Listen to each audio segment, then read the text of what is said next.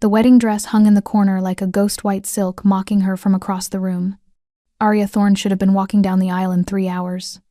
Instead, she stood frozen in the doorway of her fiancé's apartment, her hand still gripping the doorknob, her engagement ring suddenly feeling like a shackle around her finger. The sounds coming from the bedroom weren't ambiguous. Neither were the clothes scattered across the living room floor. Her best friend Melissa's distinctive red heels kicked carelessly beside the couch, tangled with Derek's shirt. Her heart didn't break. It crystallized, went cold, turned to something sharp and lethal in her chest. "Derek?" Her voice came out steadier than she expected. The sound stopped, scrambling, whispered curses. Derek emerged first, hastily pulling on jeans, his face flushed. "Arya, Jesus, you weren't supposed to."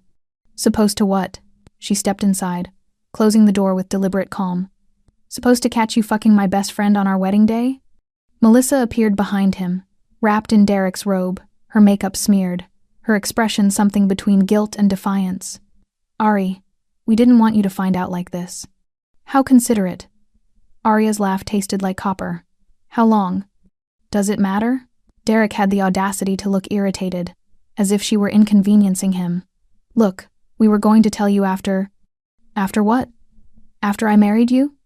After I signed the Pack Alliance papers?" Her voice rose despite herself. "After your father's company merged with mine?" Understanding flickered across Derek's face, quickly replaced by calculated coldness. "The merger's already done, Arya. The contracts were signed last week. Your father made sure of it." The floor tilted beneath her feet. "What?" "The wedding was always about business," Melissa said, her voice almost pitying. "Everyone knew that. Derek and I. We're actually in love. Get out." Derek's tone shifted, sharp with authority, the same tone his father used when addressing subordinates. "The wedding's cancelled. You can keep the ring as compensation for embarrassment." Arya looked between them at Derek, whom she'd trusted for 2 years, at Melissa, who'd been her closest friend since college. They stood together, unified, while she stood alone with her shattered illusions bleeding at her feet. She twisted the engagement ring off her finger and threw it at Derek's chest. It bounced off and clattered across the hardwood floor. "Keep it," she said quietly. "I hope you choke on it." She walked out with her spine straight and her head high, making it all the way to her car before the tears came. But they weren't tears of heartbreak, they were tears of rage, of humiliation, of a fury so consuming she couldn't see straight. Arya drove without destination, her hands white-knuckled on the steering wheel, the city blurring past her windows. Her phone buzzed incessantly. Her father, her mother, Derek's parents, wedding planner, bridesmaids. She turned it off and kept driving. The urban sprawl eventually gave way to suburbs, then to countryside, then to nothing but dark forests and winding roads. A storm was rolling in, the sky bruised purple and black, lightning flickering on the horizon. Fitting. She should turn back, should face the wreckage of her life like an adult. Instead, she pressed the accelerator harder. The rain hit suddenly, viciously, turning the windshield into a waterfall. Arya slowed, squinting through the downpour, when something darted across the road, massive, dark, faster than anything she'd ever seen. She slammed the brakes. The car hydroplaned, spinning, the world whirling in a nauseating carousel of headlights and darkness and trees. Metal shrieked. Glass shattered. Her head cracked against something hard. Then nothing. Pain. That was her first conscious thought. Everything hurt, her head throbbing, ribs aching, something warm and sticky on her temple. Arya opened her eyes to darkness and rain. Her car was wrapped around a tree, the front end crumpled like paper. The driver's side door hung open, wrenched from its hinges. She hadn't opened it. Movement in her peripheral vision made her freeze. Through the rain-streaked windshield, she saw it massive, silver gray, eyes that gleamed amber in the stormlight. A wolf. But impossibly large, easily the size of a small horse, with intelligence burning in its gaze that no animal should possess. It shouldn't exist. It stepped closer, and Arya's breath caught in her throat. She should be terrified, should be screaming. But something in those eyes held her paralyzed, not with fear, but with recognition, as if her soul knew something her mind couldn't process. The wolf lowered its head, sniffing at her injuries, and she felt the rumble of its growl vibrate through her bones, not threatening, but concerned. "I'm losing my mind," she whispered. The wolf's ears flicked forward at her voice. Then it did something impossible. It shifted its weight, pushing its massive head under her arm, supporting her as she tried to move, helping her. "What are you?" she breathed. Thunder cracked overhead, and the wolf's head snapped up, its body going rigid. Another growl, this one definitely threatening. Arya followed its gaze and saw them emerging from the trees. 3 more wolves, smaller but still unnaturally large, their eyes glowing red in the darkness. The silver wolf positioned itself between her and the others, hackles raised, teeth bared in a snarl that made her blood freeze. The red-eyed wolves attacked. Arya pressed herself against the wrecked car, unable to look away as the silver wolf met them with brutal efficiency. It moved like liquid violence, all power and precision, tearing into the attackers with savage grace. Blood mixed with rain. Snarls and yelps echoed through the forest. It was over in minutes. The 3 wolves retreated, or rather, the 2 still capable of moving dragged the third away, disappearing into the darkness. The silver wolf turned back to her, limping now, blood matting its fur. Its amber eyes locked with hers, and Arya felt that pull again, stronger now, undeniable, like gravity shifting sideways. Then the air around the wolf shimmered, distorted, and Arya watched, paralyzed by shock or injury or sheer impossibility, as the creature's form twisted, changed, bones reshaping with audible cracks, fur receding to reveal skin, paws becoming hands. When the transformation finished, a man knelt in the rain where the wolf had been. He was beautiful in a way that hurt to look at, all sharp angles and raw power, dark hair plastered to his head, those same impossible amber eyes now set in a face that could have been carved from stone. Naked, bleeding from multiple wounds, but somehow still radiating lethal authority. "You need a hospital," he said, his voice rough as gravel, as thunder. "You're a—" Arya couldn't finish the sentence, couldn't process what she'd just witnessed. "A werewolf." He said it like he was discussing the weather. "Yes. That's not possible. And yet—" He moved toward her, and despite everything she'd just seen, some instinct told her he wouldn't hurt her. "You're bleeding. You have a head injury. Come with me. I don't even know you." His lips curved in something that wasn't quite a smile. "No, but you're about to." He reached for her, and Arya realized with distant surprise that she wasn't afraid. She should be. Instead, when his hand touched hers, that recognition flared again, deeper now, more insistent, like her bones were remembering something her mind had forgotten. "Who are you?" she whispered. "Cade Ashford." His grip tightened gently as another wave of dizziness washed over her. "Alpha of the Silvercrest Pack." "Why did those wolves attack us?" His expression darkened. "Because they knew what you are to me. What I am to you." Confusion made her thoughts sluggish. "I don't understand." Cade's amber eyes held hers, burning with something ancient and inevitable. "You're my mate, Arya Thorne, and that makes you the most dangerous woman in the supernatural world." The forest spun. Arya felt herself falling, felt Cade catch her, felt the last of her control slip away as consciousness faded. Her last thought before the darkness took her: "I left one nightmare and ran straight into another." But this nightmare had amber eyes and called her his mate. And God's help her, some part of her believed him. Arya woke to firelight and the scent of pine. For a moment, she couldn't place where she was. The ceiling above her was rough-hewn timber, shadows dancing across wooden beams. Not her apartment. Not Derek's place. Definitely not a hospital. Memory crashed back. The accident. The wolves. The transformation. "You're my mate." She sat up too quickly, pain lancing through her skull. Her hand flew to her temple, finding clean bandages instead of blood. Someone had changed her clothes too. She wore an oversized flannel shirt and soft cotton pants that definitely weren't hers. "Easy." That gravel-rough voice came from across the room. Cade sat in a chair by the window, fully dressed now in dark jeans and a Henley that did nothing to hide the predatory grace of his movements as he stood. Even in stillness, he radiated controlled danger. "Where am I?" Her voice came out steadier than she felt. "My cabin. You've been unconscious for 6 hours." He moved closer but stopped several feet away, as if sensing her need for space. "How do you feel?" "Like I was in a car accident and hallucinated a werewolf." She met his eyes still, that impossible amber. "Except I didn't hallucinate, did I?" "No." The single word hung between them, heavy with implications Arya wasn't ready to process. She looked down at her bandaged hands, at the IV line someone had expertly placed in her arm. "You patched me up." I'm trained in field medicine. Your injuries weren't severe. Concussion, lacerations, bruised ribs, nothing that won't heal. He paused. I called someone I trust. A doctor who knows about our world. She confirmed you'd be fine. Our world.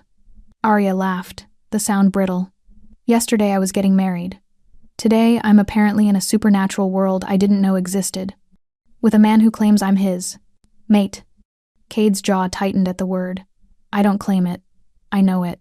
The bond recognized you the moment I caught your scent on the road. That's not how this works. That's not how anything works. She swung her legs off the couch, ignoring the wave of dizziness. Werewolves aren't real. Mates aren't real. This is shock. Or a coma dream. Or, you saw me shift. His voice held no judgment, only patience. You saw the rogues attack. You know what you witnessed. I know what I think I saw.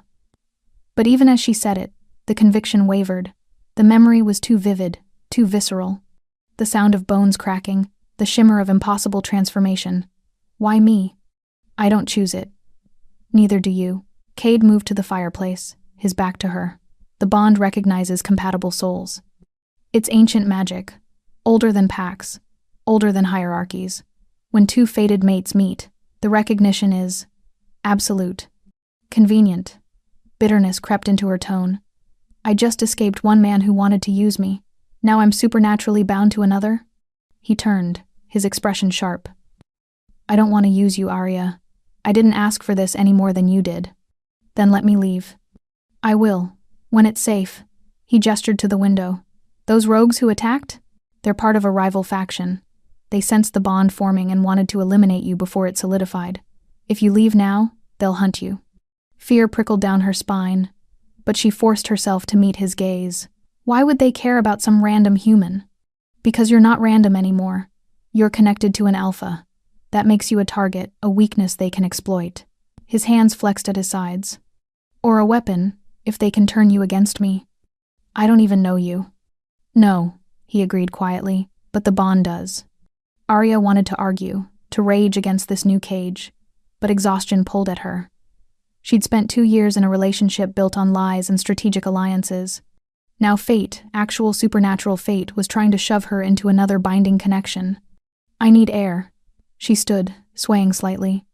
Cade was beside her instantly, his hand hovering near her elbow without touching. There's a porch. I'll keep my distance. She nodded, hating that she needed his steadying presence even as she stepped outside. The night air bit cold and clean. The cabin sat in a clearing surrounded by towering pines, the forest dark and watchful beyond the firelight spilling from inside. No city lights, no sounds of traffic. Just wilderness and stars and the distant call of an owl. Cade followed, but stayed by the door, giving her space. Tell me about the bond, Arya said finally. How it works. It's a pull. Recognition on every level, scent, instinct, soul. His voice carried across the porch. Once it forms, it's nearly impossible to ignore. The longer we're near each other, the stronger it grows.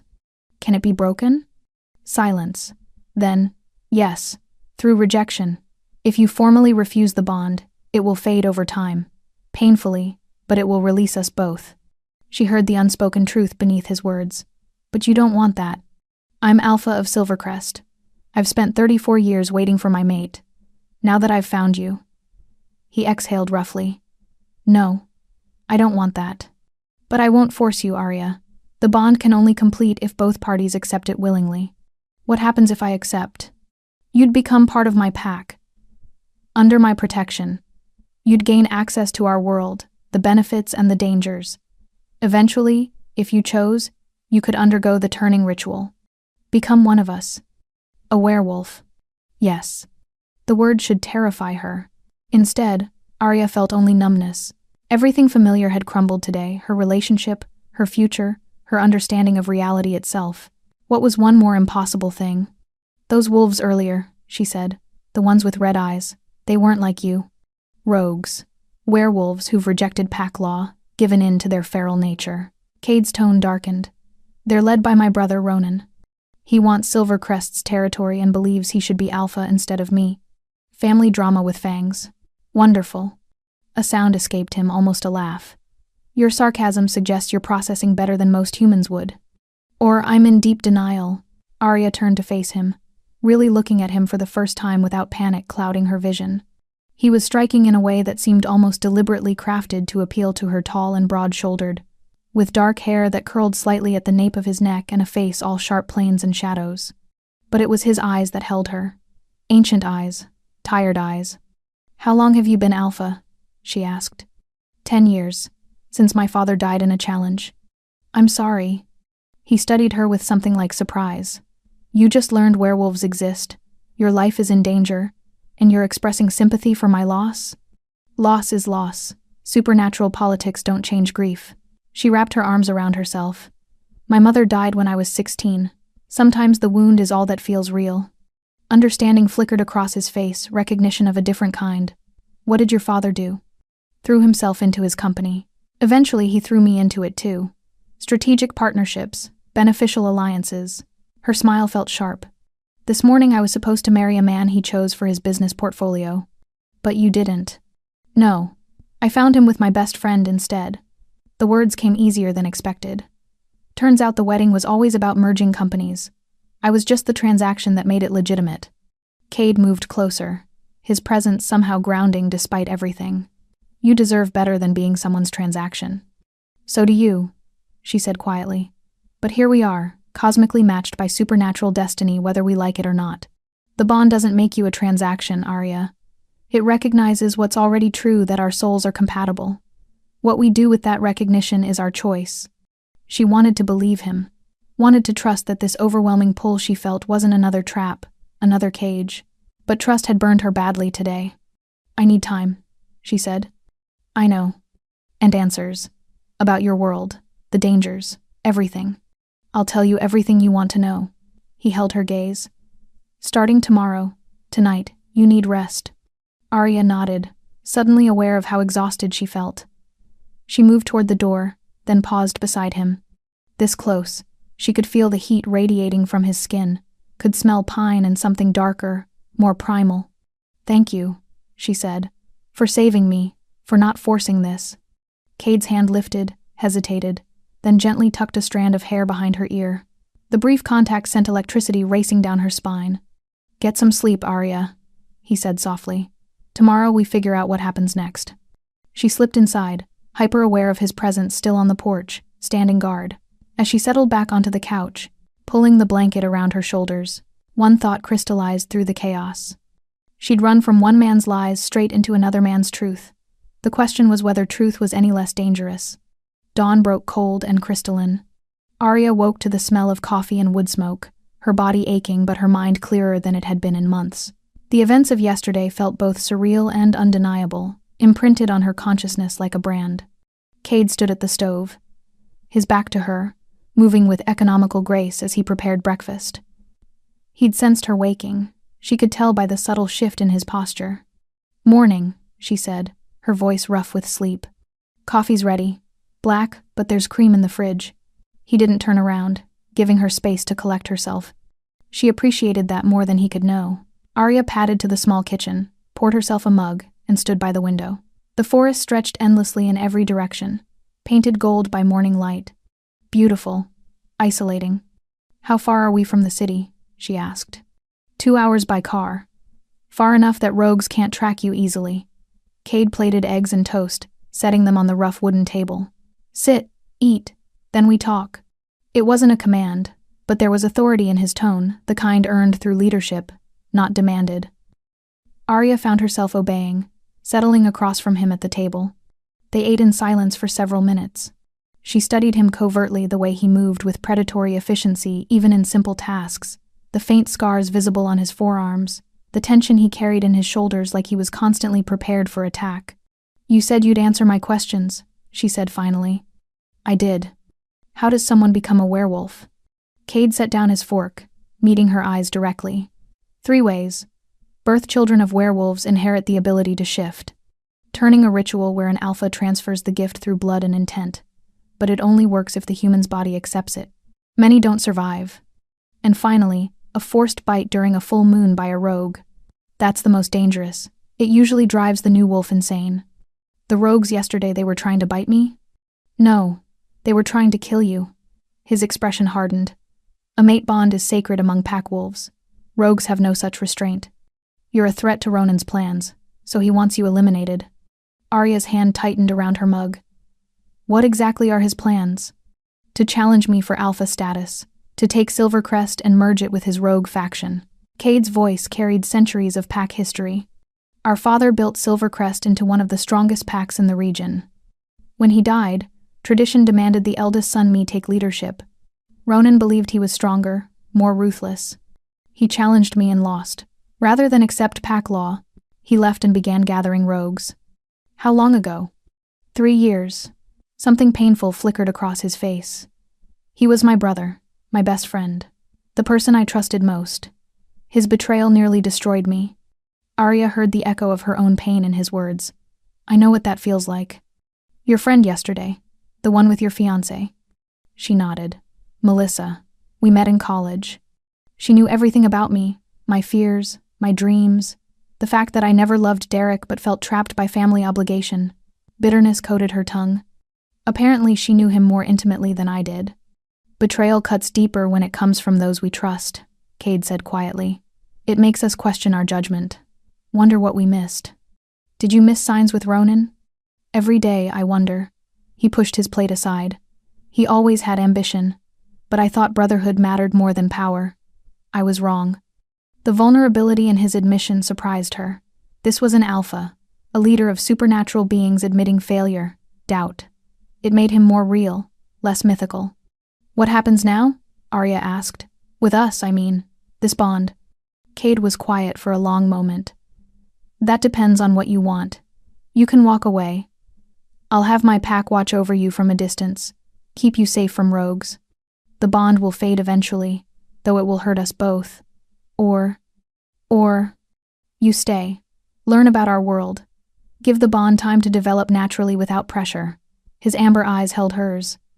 I won't lie to you, Arya. The pull will grow stronger. The instinct to protect you. To be near you, it's already almost overwhelming. But I've lived 34 years without a mate. I can control myself. The choice remains yours. And if Ronan attacks again? He will. Finding you accelerated his timeline. He'll see this as his opportunity strike while you're vulnerable, before the bond fully forms and strengthens us both. Cade's hands flexed on the table. I won't let him touch you. The absolute certainty in his voice sent heat through her chest, not fear, but something more complicated. Protection. Devotion. Things Derek had never truly offered despite all his promises. I want to stay, she heard herself say. At least for now. I need to understand this world before I make any permanent decisions. Relief flashed across Cade's face, quickly masked. Then I'll teach you, starting today. He stood, clearing their plates with efficient movements. Arya watched him, questions multiplying in her mind. Cade, she said. Why do you live out here alone? Shouldn't an alpha live with his pack? His shoulders tensed. I have a compound closer to town where most of the pack resides, but I need space sometimes. The weight of leadership, the constant demands. He turned to face her. I come here when I need silence. And you brought me to your sanctuary. I brought you to the safest place I know. His gaze held hers. But yes, this is where I come when the world becomes too much. The intimacy of that admission settled between them like a living thing. He'd brought her to his most private space, shared his vulnerability without her even asking. Trust offered freely. Show me, Arya said impulsively. How to shift. I want to see it again, without the terror this time. Cade studied her for a long moment, then nodded. Outside. The change requires space. They stepped into the morning chill. Mist clung to the ground, turning the forest into something from a fairy tale. Cade moved several feet away, his body already changing not just physically, but energetically. The air around him seemed to thicken. It's painful the first few times, he said. Eventually it becomes natural as breathing. Watch. The transformation was both beautiful and terrible. His body convulsed, bones crackling and reforming, muscles reshaping beneath skin that rippled and sprouted silver-gray fur. In seconds, the man was gone, replaced by the massive wolf from the accident. Majestic, deadly, magnificent. The wolf padded toward her slowly, amber eyes fixed on her face. Arya's heart hammered, but she held her ground. When he was close enough to touch, she extended her hand. May I? The wolf dipped its massive head in what could only be permission. Arya's fingers sank into thick fur, surprisingly soft despite its coarse appearance. She felt the powerful muscles beneath, the wild heartbeat, the intelligence radiating from those impossible eyes. The wolf Cade made a low sound, almost a purr, and leaned into her touch. The bond flared between them, undeniable now. Recognition deeper than logic, stronger than fear. "I see you," she whispered. "Both sides." The wolf's eyes closed, and for just a moment, Arya felt the weight of his loneliness. Decades of leadership without partnership, of strength without softness, of power without love. He'd been waiting for her. Not just any mate, but specifically her. And terrifyingly, she realized she'd been waiting too. She'd just never known what for until now. Cade shifted back human while Arya was still processing the depth of connection she'd felt touching his wolf. He stood before her, chest heaving with exertion, completely unself-conscious about his nakedness. "You felt it," he said, not a question. "Yes." Arya's voice came out barely above a whisper. She turned away, giving him privacy to dress from the clothes he'd left on the porch. It was overwhelming. The bond intensifies through touch, especially when I'm in wolf form. Fabric rustled behind her. "I should have warned you." Would warning have changed anything? She heard him approach, felt the heat of his presence at her back. "No." His breath stirred her hair. "But you deserved the choice." Arya turned to face him. He'd pulled on jeans but left his chest bare, and she found herself tracing the scars that marked his skin claw marks across his ribs, a bite mark on his shoulder, smaller nicks and cuts that painted a history of violence. "Each one tells a story," Cade said, catching her stare. "Tell me one." He pointed to the 4 parallel scars across his ribs. "Ronan. The night he challenged me, he was faster than I expected, angrier. He wanted to kill me, not just defeat me. These remind me that family can be your greatest weakness, or your greatest strength." Arya met his eyes. "Not all family betrays you. Yours did. Your father used you as a bargaining chip." The accusation stung because it was true. He didn't see it that way. In his mind, he was securing my future, financial stability, social status. He thought love was a luxury we couldn't afford. And what do you think? I think love might be the only thing worth affording. The words surprised her even as she spoke them. Everything else is just survival. Something shifted in Cade's expression, softness breaking through the alpha's armor. "Come, I want to show you something." He led her into the forest, following a path only he could see. The morning mist was burning off now, revealing the raw beauty of the wilderness. Birds called overhead. A stream burbled somewhere nearby. Nature, untamed and indifferent to human concerns. After 20 minutes of hiking, they emerged into a small clearing. At its center stood an ancient oak, its trunk wider than 3 men standing side by side, its branches reaching toward the sky like gnarled fingers. "This is the heart of Silvercrest territory," Cade said. "The first alpha of our line planted this tree 400 years ago. Every alpha since has sworn their oath here." Arya moved closer, placing her palm against the rough bark. She felt something, a pulse, like a heartbeat running through the wood. "It's alive. More than just biologically. It's connected to the pack's magic, the bond between alpha and land." Cade stood beside her, his hand joining hers on the trunk. "When I took the oath, I felt every wolf in my pack, every inch of our territory. It was like becoming part of something ancient and endless. It sounds beautiful. It's also a burden. Every injury to the pack, I feel it. Every wolf I lose, I carry." His jaw tightened. Leadership isn't about power. It's about sacrifice. Arya turned to study his profile, the hard line of his jaw, the weight in his eyes. "You're lonely. I'm alpha. Loneliness comes with the territory." "That's not an answer." He looked at her then, really looked, and she saw past the supernatural strength to the man beneath.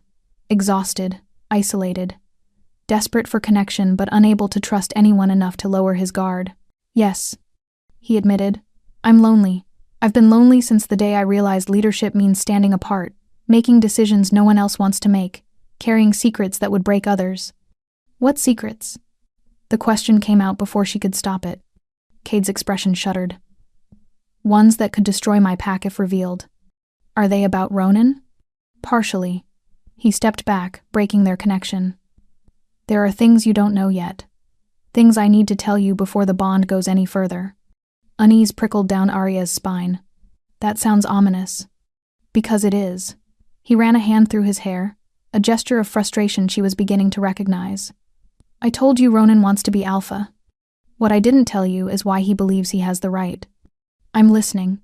Cade was silent for a long moment, warring with himself.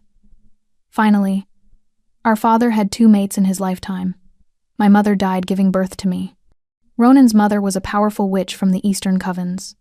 Their union was political, meant to forge an alliance between shifters and magic users. But, Arya prompted when he paused, but the union created something unprecedented.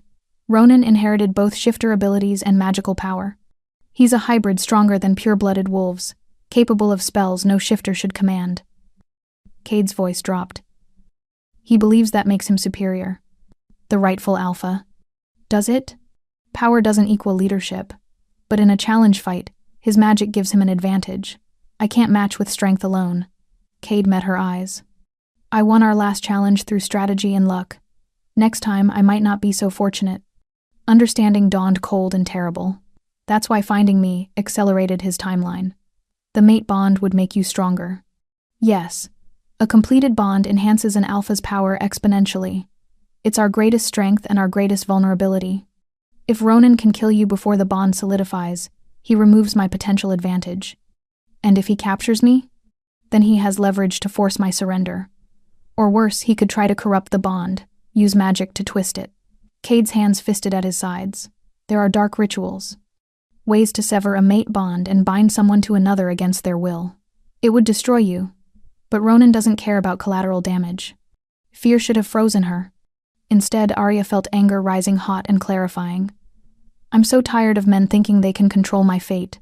Derek wanted me for business. Your brother wants me as a weapon. Even you. I don't want to control you. Cade moved closer, his intensity almost overwhelming. I want to protect you. There's a difference. Is there? Because from where I'm standing, it looks like everyone wants to decide what happens to my life except me. Then decide. His voice carried the weight of a challenge. I've been honest about the dangers, about what staying means. Choose, Arya. Run back to your human life and take your chances with rogues tracking you. Or stay and learn to defend yourself. Become part of this world instead of a victim of it. You said turning could kill me. It can. But there are other ways. Training, weapons, pack protection. His amber eyes blazed. I can teach you to fight, to survive. To be strong enough that no one, not Ronan, not rogues, not your bastard ex-fiancé can ever use you again. The offer hung between them, tempting and terrifying. Arya thought of her old life, the suffocating expectations, the gilded cage of her father's ambitions, Derek's casual betrayal. What did she have to return to? An apartment she'd shared with ghosts of false promises? A job in her father's company where everyone would whisper about the canceled wedding? Or she could stay here, learn to be dangerous instead of helpless, choose her own fate instead of accepting whatever scraps others offered. Teach me, she said. Satisfaction flashed across Cade's face. It won't be easy. Nothing worth doing ever is. She stepped closer, holding his gaze. But I need something from you in return. Name it. Honesty. Complete honesty. No more partial truths or secrets you're protecting me from. Her voice hardened. I deserve to know exactly what I'm walking into. Cade studied her for a long moment, then nodded slowly. Agreed. Starting now, no more secrets between us. Good. Arya glanced at the ancient oak, at the forest surrounding them. Then tell me what you're most afraid of. He didn't hesitate. Losing you before I've had the chance to know you. The raw vulnerability in those words stole her breath. This powerful alpha, this supernatural being who commanded wolves and territory, feared losing her. Not as a political asset or a source of power, but as a person, as his mate. Then don't lose me, Arya said softly. Teach me to survive. Help me become strong enough to stand beside you. Beside me, Cade repeated, something like wonder in his voice. Not behind me? I've spent too long in someone's shadow. She held out her hand. If we do this, we do it as equals. Cade took her hand, his grip warm and sure. Equals, he agreed. Starting now. Training began that afternoon. Cade led Arya to a clearing behind the cabin, where targets had been set up, tree stumps marked with paint, Rope obstacles strung between pines, a rack of weapons that gleamed in the dappled sunlight. "First lesson," he said, handing her a knife. "In our world, hesitation kills. You need to learn to react without thinking." Arya weighed the blade in her hand. It was heavier than she expected, perfectly balanced. "I've never held a weapon before." "You will now. Every day until it feels like an extension of your arm." Cade moved behind her, adjusting her grip. His chest pressed against her back, his hands guiding hers. "Rogues won't give you time to think. Your body needs to know what to do before your mind catches up." The heat of his proximity made concentration difficult, but Arya forced herself to focus. She couldn't afford distraction, not when her survival depended on competence. "Show me," she said. For the next 2 hours, Cade drilled her relentlessly. Proper stance, how to hold the blade, where to strike for maximum damage. He demonstrated on the targets, his movements fluid and lethal, then made her repeat each motion until her muscles burned. "Again," he commanded, when she fumbled a strike. "I'm trying." "Try harder. A rogue won't care that you're tired." His tone was harsh, uncompromising the alpha, not the man who'd held her hand at the ancient oak. Again. Frustration flared hot in her chest. Arya spun, putting all her anger into the strike.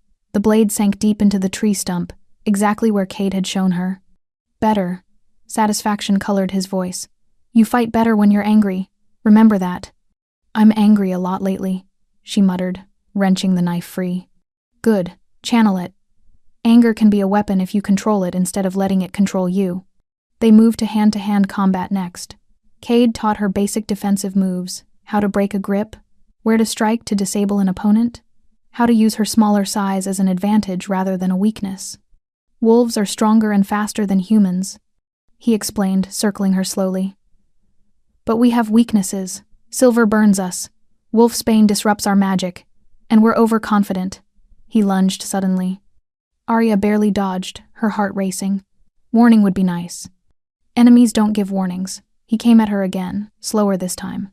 "Block, twist, use my momentum against me." She tried. Failed. Hit the ground hard enough to knock the breath from her lungs. Cade was there instantly, concern breaking through his instructor's mask. "Are you hurt?" "Only my pride." Arya accepted his hand up, then immediately used the grip to yank him off balance exactly as he'd taught her earlier. He stumbled, surprise flashing across his face, then laughed, actually laughed. The sound was rich and genuine, transforming his harsh features into something breathtaking. "Clever," he said, using my own concern against me. "You said hesitation kills. Applies to instructors, too." Arya couldn't help smiling back, exhilarated despite her exhaustion. "It does." Cade's expression softened. "Enough for today. You did well." "I fell on my ass 6 times. And got up 7. That's what matters." He retrieved water bottles from a cooler, handing her one. Most humans would have quit after the first hour. "I'm not most humans." Arya drank deeply, grateful for the cool liquid. "And I meant what I said. I won't be helpless again." "You were never helpless. Unprepared, maybe, uninformed, but not helpless." Cade studied her with those penetrating amber eyes. "You walked away from a life that was slowly suffocating you. That takes courage most people never find. Or stupidity. I had security, comfort, a clear future. You had a cage painted gold. There's a difference." He sat on one of the tree stumps, gesturing for her to join him. "My father once told me that comfort is the slowest form of death. It kills ambition, dulls instinct, makes you forget what you're capable of becoming." Arya settled beside him, suddenly aware of how close they were. Close enough to feel the heat radiating from his skin, to see the flecks of gold in his amber irises. "Is that why you live out here? To avoid comfort?" "Partially. Alphas need to remember what it means to survive, not just lead. The cabin keeps me sharp." He paused. "And it keeps me away from pack politics. The constant jockeying for position, the disputes I have to mediate. Sometimes I need silence to think clearly. It must be exhausting. Always being the one with answers." "It is." The admission came quietly. "There are nights I lie awake, wondering if I made the right decisions. If the wolves I've lost would still be alive if I'd chosen differently." Arya heard the weight of guilt in his words. "You can't save everyone, Cade. An alpha is supposed to protect his pack. When I fail at that," he broke off, jaw tightening. 6 months ago, rogues ambushed 3 of my wolves during a patrol. We drove them off, but not before they killed Marcus. He was 23. His mate was pregnant with their first child. I'm sorry. I dream about it sometimes. About arriving 5 minutes earlier. About making different patrol assignments. About all the ways I could have prevented his death. Cade's hands clenched. His mate hasn't spoken to me since. She blames me. She's right to. She's grieving, looking for someone to blame because the alternative is accepting that terrible things happen for no reason. Arya placed her hand over his. You didn't kill him. The rogues did. I'm Alpha. Everything that happens to my pack is ultimately my responsibility. That's an impossible burden. It's the burden I chose when I took the oath. He turned his hand over, threading his fingers through hers. But lately, I've wondered what it would be like to share it. To have someone who understands the weight, who could help carry it. The vulnerability in his confession made Arya's chest ache. This powerful Alpha, reduced to lonely humanity by the weight of leadership. How long had he carried this burden alone? How long since someone had seen past his strength to the exhaustion beneath? Tell me about your pack, she said. Not the politics, the people. Surprise flickered across Cade's face, then something like relief. For the next hour, he talked. About Sarah, his second-in-command, who could track anything across any terrain. About young wolves still learning control. About elders who remembered when the territories were different. About families who'd served Silvercrest for generations. He spoke with affection, frustration, pride, emotions that made him more real, more human despite the supernatural nature of those he described. You love them, Arya observed. They're mine to protect. Love is inevitable. He met her eyes. Just as you're becoming inevitable. The bond pulsed between them, stronger now after hours of proximity and shared touch. Arya felt it wrapping around her heart like silk threads, not restraining, but connecting. Binding her to this man in ways that transcended logic. I felt it earlier, she admitted. When I touched your wolf. Your loneliness. It matches mine. Perhaps that's why the bond chose us. 2 lonely souls who understand what it means to stand apart. Cade's thumb traced circles on her palm.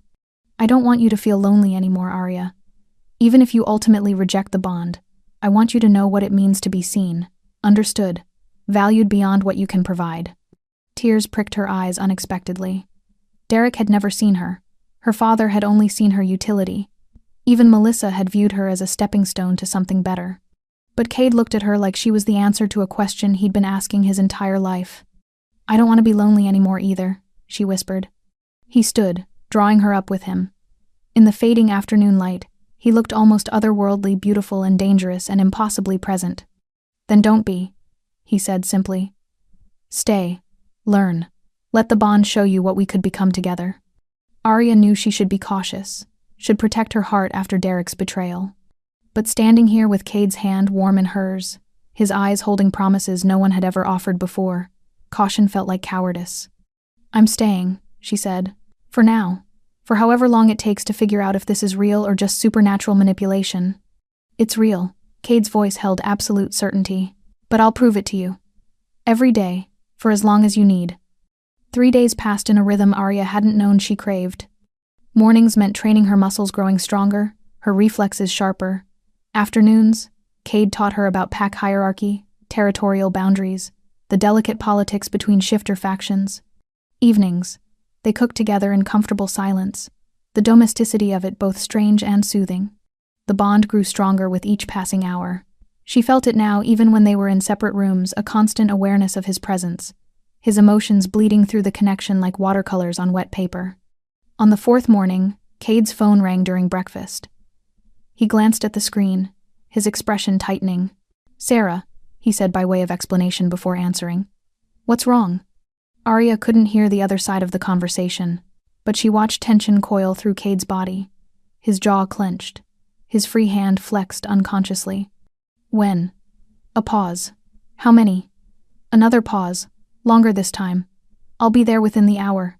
Keep everyone inside the compound until I arrive. He ended the call, staring at the phone for a moment before meeting Arya's eyes. Rogues attacked the eastern border last night. No casualties, but they left a message. His voice was carefully controlled. They know you're here. Ronan is demanding I bring you to neutral ground for a meeting. or he'll escalate. Fear spiked cold through her veins. What kind of escalation? Attacks on pack members. Targeting families. Cade's hands fisted on the table. He's using you to force my hand. If I refuse, innocent wolves die. Then take me to him. Absolutely not. The Alpha's authority rang in his voice. It's a trap. He wants you vulnerable, away from pack protection. But if people die because of me, they die because of him. Because he's a monster who targets the innocent to gain power. Cade stood, pacing like a caged predator. I won't let him use your compassion as a weapon. Arya watched him move, saw the war being waged behind his eyes. Alpha responsibility versus mate protection. Two fundamental drives in direct conflict. What if I want to meet him? She asked quietly. Cade stopped mid-stride. Why would you want that? Because I'm tired of being fought over like a prize. Because I want to look your brother in the eye and tell him I'm not a pawn. She stood, meeting his stare. And because if this is going to be my world, I need to understand all its players, including the dangerous ones. Understanding Ronan could get you killed. Hiding from him guarantees more of your pack dies. Arya moved closer, placing her hand on his chest. You said we're equals, so let me make this choice.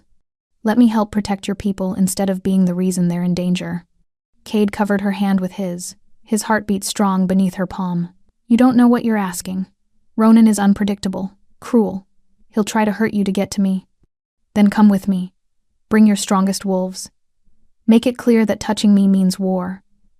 She held his gaze. But don't make me the weakness that destroys your pack, Cade. I can't live with that. He closed his eyes, conflict evident in every line of his body. When he opened them again, she saw the decision made and the fear beneath it. We do this my way, he said. Neutral ground, heavily guarded. You stay close to me at all times, and if anything feels wrong, we leave immediately. Agreed. I need to meet with Sarah and the senior wolves first, to plan security. He cupped her face, his touch gentle despite his tension. Stay here. Lock the doors. Don't open them for anyone except me. How will I know it's you? A slight smile curved his lips. Ask me something only I would know. Like what? Like what I was thinking the first moment I saw you. His thumb traced her cheekbone. When you were bleeding in that wrecked car and I knew, instantly, that my entire world had just shifted. What were you thinking? That I'd waited 34 years to find you. His voice dropped to barely a whisper. And that I'd destroy anyone who tried to take you from me. The intensity of his words, his gaze, stole her breath. This was more than supernatural bonding, more than destiny or fate. This was a man choosing her, claiming her, with the full force of his considerable will. Come back safe, she said. Always. He pressed his forehead to hers, a gesture both tender and territorial. I'll return before nightfall. We'll plan for the meeting tomorrow. He left reluctantly, casting one last look back before disappearing into the forest.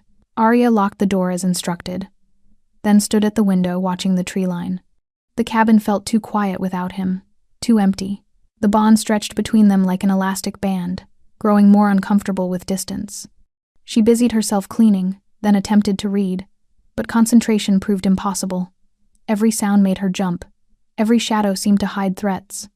When the knock came 2 hours later, her heart leaped into her throat. Arya? A woman's voice, unfamiliar. My name is Sarah. Cade sent me to check on you. Arya approached the door cautiously. Tell me something that proves he sent you. A pause. He said you'd ask that. Smart girl. The woman's voice held approval. He told me to tell you that the first time you touched his wolf, you said, I see you. Both sides. Does that satisfy? It did. Only Cade had heard those words.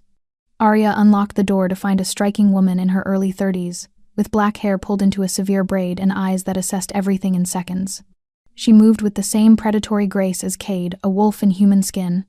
Sira, Arya said, the second in command. The same. Sira stepped inside, scanning the cabin with practiced efficiency. Cade wanted you to have protection while he meets with the pack. He also thought you might want to meet another wolf. Someone who can answer questions, he can't. What questions can't he answer? What it's like to be human and choose this life. Sarah's sharp gaze softened slightly. I was turned 15 years ago. I understand what you're going through better than someone born to it. Arya gestured to the couch. Then please, Tell me, because right now I'm terrified and trying very hard not to show it. Sierra's lips curved in something almost like sympathy. Good instinct. Never show fear to wolves, we respond to it. But you can be honest with me. I won't judge your terror. It's the appropriate response to learning monsters are real. Are you? Monsters? Some of us. Sarah settled into the chair across from her. The rogues, certainly. But Silvercrest? We're a family. Flawed, complicated, sometimes brutal, but we protect our own, and now that includes you. Because of the mate bond? Because Cade claimed you. That makes you pack, whether the bond completes or not. Sierra leaned forward. I'll be blunt, Arya. The pack is divided about you. Some see you as a weakness, a human who'll make our alpha vulnerable. Others see you as hope proof that Cade can finally have what every wolf deserves. A mate, a partner. Which side are you on? I'm on Cade's side. Always. Sarah's expression was fierce. I've served under him for 10 years. Watched him sacrifice everything for this pack. If he says you're his mate, I believe him. If he says you're worth protecting, I'll die defending you. The absolute loyalty in her words was both comforting and overwhelming. He inspires that in all of you? A good alpha does. And Cade is the best alpha Silvercrest has had in generations. Sarah's gaze sharpened. But he's also lonely, isolated by leadership. He needs someone who sees him as more than just alpha. Can you be that person? I don't know yet, Arya admitted. 3 days ago, I didn't believe in werewolves. Now I'm supposedly fated to lead a pack I don't understand. It's a lot to process. It is, and you're handling it better than most would. Sarah stood, moving to the window. Tomorrow you'll meet Ronan. I need you to understand something about him. He's charming, persuasive. He'll try to convince you that Cade is the villain, that he's the rightful alpha, that you'd be better off choosing him. I would never. Let me finish. Sierra's tone was sharp. Ronan has magic. He can make you feel things that aren't real, create illusions, twist perceptions. If he touches you, if he gets into your head, the bond with Cade won't protect you. Not yet. Dread settled heavy in Arya's stomach. Then how do I protect myself? By remembering what's real, by holding on to Cade's presence through the bond. Sarah turned to face her. And by wearing this. She produced a necklace from her pocket, a silver chain with a small pendant of polished black stone. Obsidian, Sarah explained. It blocks psychic manipulation. Won't stop everything, but it'll make it harder for Ronan to get inside your mind. She fastened it around Arya's neck. Don't take it off, not for anything. Arya touched the smooth stone. Thank you. Don't thank me yet. Tomorrow will test you in ways you can't imagine. Sierra's expression was grim. Ronan will try to break you, to turn you against Cade, to prove you're not strong enough for this world. Are you ready for that? No, Arya said honestly, but I'll face it anyway. Sarah smiled, then genuine warmth breaking through her warrior's exterior. Now I see why he chose you. You've got spine. Cade returned at dusk, tension radiating from him like heat. Arya knew the moment he entered the clearing, the bond flared bright and urgent, pulling her toward him before conscious thought engaged. She met him at the door, and his arms came around her immediately, crushing her against his chest. You're safe, he murmured into her hair. Sarah stayed with me. I was fine. But Arya didn't pull away, accepting the comfort of his embrace, even as she felt the tremors running through him. What happened at the compound? He released her slowly, reluctantly. The pack is preparing for war. Half want to attack Ronan's faction tonight. The other half think meeting him is suicide. His jaw clenched. None of them want you anywhere near him. But you're still taking me. Because you're right. Hiding you makes you a target and my pack collateral damage. He moved to the fireplace, staring into the flames. But gods, Arya. Every instinct I have is screaming to lock you away somewhere safe and handle this myself. I'm not a damsel who needs locking away. No, you're my mate, which makes you infinitely more precious and exponentially more vulnerable.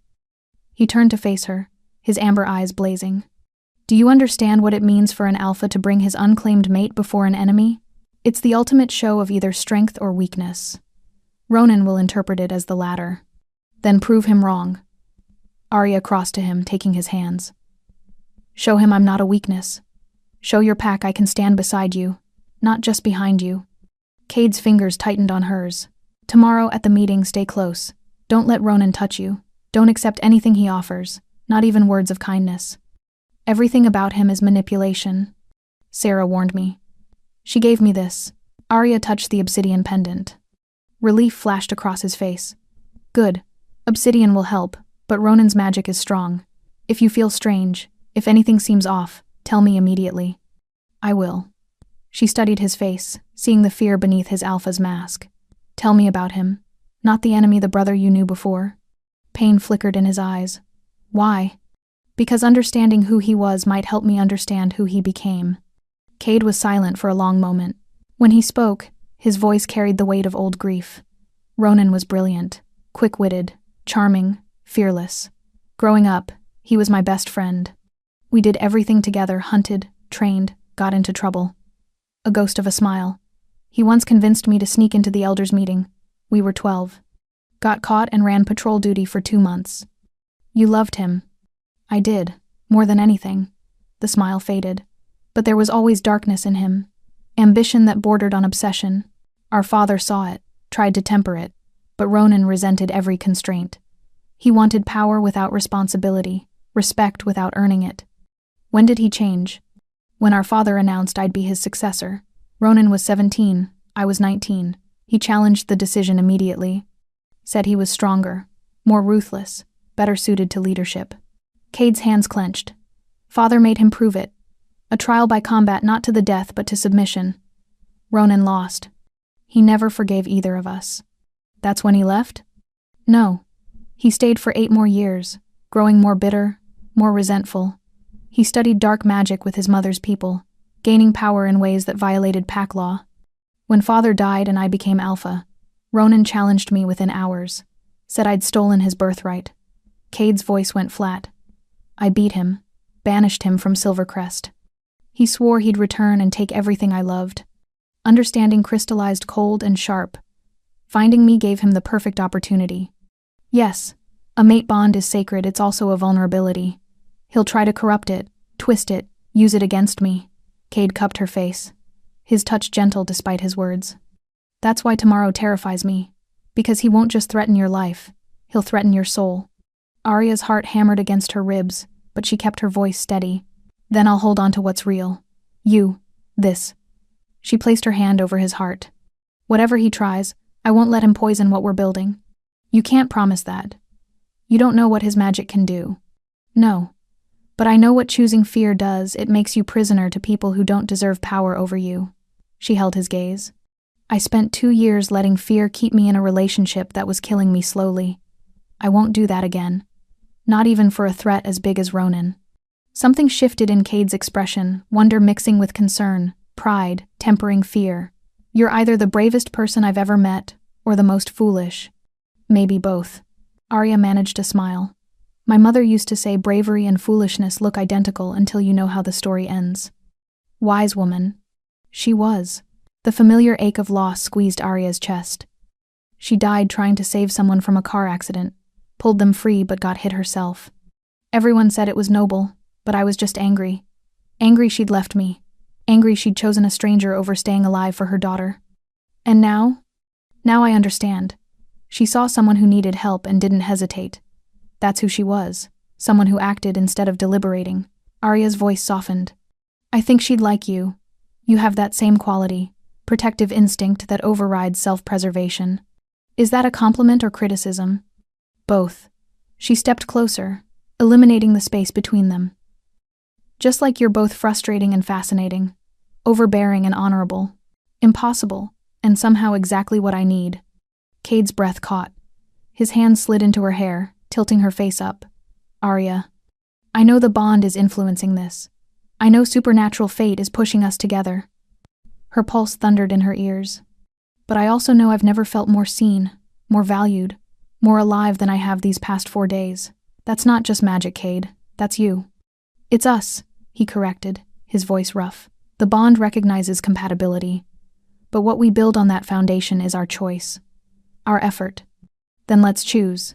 Arya's hands fisted in his shirt. Not the full bond yet. I'm not ready for that. But this. Connection. Partnership. Let's choose to fight for it instead of against it. His forehead dropped to hers. You humble me. Standing here after everything you've learned, everything you've faced, still willing to try, still trusting despite betrayal. I'm trusting you, not fate, not destiny you. The man who brought me to his sanctuary, who teaches me to fight instead of hiding me away, who admits fear instead of pretending invincibility. She pulled back enough to meet his eyes. That man deserves trust. I'll spend every day earning it, Cade promised. Then his lips found hers. The kiss started gentle, tentative, as if he feared she might break. But Arya pressed closer, demanding more, and Cade responded with barely leashed hunger. His hands tightened in her hair. Her fingers traced the muscles of his back. The bond sang between them, amplifying every sensation until she couldn't tell where her emotions ended and his began. When they finally broke apart, both breathing hard, Cade's eyes had gone molten, amber, more wolf than man. Tomorrow, he said, voice gravelly with restraint. After we survive Ronan, we're going to talk about what this means. What you want from this bond. From me. Tomorrow, Arya agreed, her lips still tingling. But tonight, just hold me. I need to remember what safety feels like before walking into danger. Cade gathered her close, and they settled on the couch before the fire. His arms wrapped around her, protective and possessive, while she curled into his warmth. The bond hummed contentedly, soothed by proximity and shared touch. Tell me a story, she murmured, about Silvercrest. Something happy. So he did. He told her about pack runs under full moons, about young wolves learning to shift, about festivals and traditions passed down through generations. His voice rumbled against her back, steady and soothing, painting pictures of the world she was choosing to enter. Arya listened, feeling safer than she had in years, even knowing tomorrow would bring confrontation with a monster who wore her mate's face. The neutral ground was an abandoned warehouse on the outskirts of territory. Neither pack claimed industrial decay and rust. Windows shattered like broken teeth. Arya stood between Cade and Sarah, flanked by 6 more Silvercrest wolves, whose names she'd memorized during the tense drive. They formed a protective half-circle around her, their bodies coiled and ready despite the supposed truce. He's late, Sarah murmured. Power play. Cade said nothing, but Arya felt his tension through the bond. A live wire pulled taut, ready to snap. His hand rested at the small of her back, the touch both grounding and possessive. Then she felt it. A shift in the air, like electricity before a storm. They emerged from the shadows, Ronan's rogues. A dozen wolves moving with deliberate menace, their eyes reflecting red in the dim light. And at their center walked a man who could have been Cade's mirror image. Ronan Ashford was beautiful the way poisonous things are beautiful. Same dark hair, same sharp features, same predatory grace. But where Cade's amber eyes held warmth beneath their intensity, Ronan's were chips of frozen gold, cold, calculating, cruel. Brother, Ronan's voice was silk over steel. You actually came. I'm impressed. You threatened my pack. Cade's tone was flat, emotionless. That demands response. Does it? Ronan's gaze slid to Arya, and she felt the weight of it like physical touch. Or did you come because I threatened her? Don't, Cade warned. But Ronan was already moving closer, ignoring the growls from Silvercrest wolves. He stopped just outside striking distance, his attention fixed entirely on Arya. So you're the human who's captured my brother's heart. His smile was charming, disarming. I can see why. You're lovely. Brave too, standing here despite knowing what I am. I know what you are, Arya said, keeping her voice steady. A man who hurts innocence to gain power. Innocence? Ronan laughed. Is that what Cade told you? That I'm the villain and he's the noble hero? He tilted his head, studying her. Has he told you why our father really chose him as successor? Don't do this, Ronan. Cade's hand tightened on Arya's back. She deserves the truth, brother. Or are you still keeping secrets from your precious mate? Ronan's eyes gleamed with malicious delight. Our father didn't choose Cade because he was stronger or wiser. He chose him because Cade was easier to control. Predictable. Safe. That's a lie, Sarah snarled. Is it? Tell me, Cade, have you mentioned the oath to her? The one you swore when you became Alpha? Ronan's smile widened. The promise to never take a mate, never produce heirs, to dedicate your entire existence to the pack? Arya felt Cade flinch through the bond. Ice flooded her veins. You swore to never take a mate? She turned to face him, seeing truth written in his expression. When were you going to tell me that? It's more complicated, Cade started. Answer the question, Her voice came out harder than she intended. Did you swear an oath to never bond? Yes, the word was raw, reluctant. But oaths can be modified with the pack's consent. I was going to… Going to what? Ask permission to keep me? Anger and hurt warred in her chest. You said no more secrets, Cade. You promised honesty. And he's given you honesty, Worth. Ronan interjected smoothly, stepping closer. The honesty of a man who'll promise you anything while hiding the chains that bind him. Tell her the rest, brother. Tell her what happens if you break that oath. Cade's jaw clenched. If I break it without pack consent, I forfeit my right to be alpha. And, Ronan prompted, enjoying this too much, and any children born from a forbidden bond are considered illegitimate. Banned from pack membership, from territory, from protection. Each word seemed torn from Cade by force. I was going to get the consent, Arya. Before the bond completed. I just needed time to convince. To convince them I was worth the risk? Bitter laughter escaped her. How familiar. Another man who needs permission to choose me. That's not… Oh, this is delicious. Ronan was practically purring now. You didn't tell her.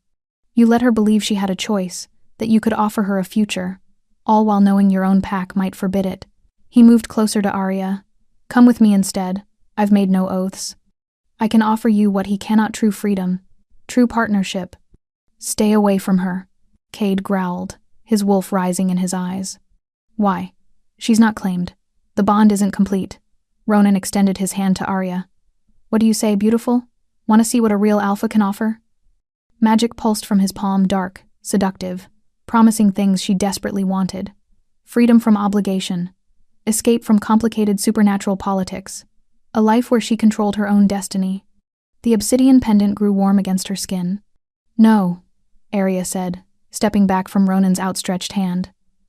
I won't trade one manipulation for another. Ronan's expression hardened. Foolish girl, I'm offering you an out. A chance to walk away from a bond that will only bring you pain. Maybe it will. Maybe Cade did keep secrets.